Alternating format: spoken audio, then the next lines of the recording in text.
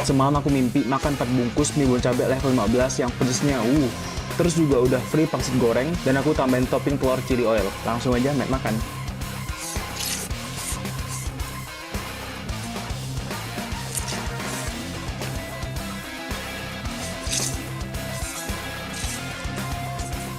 Hmm.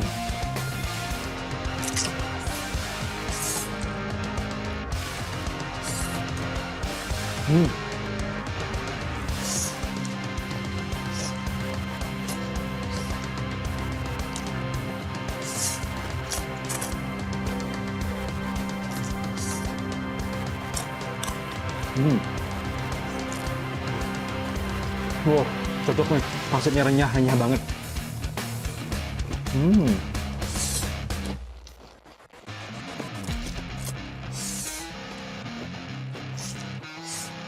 Guys, aku rasa mie bon cabe di kemasan baru ini kayak lebih kenyal maksimal gitu loh. Pasti juga karena tipe bumbunya itu liquid. Soalnya selain lebih fresh, jadi gampang diaduk dan merata ke semua bagian. Tipe mie pedes-pedes kenyal kayak bon cabe gini, aduh, ngangenin.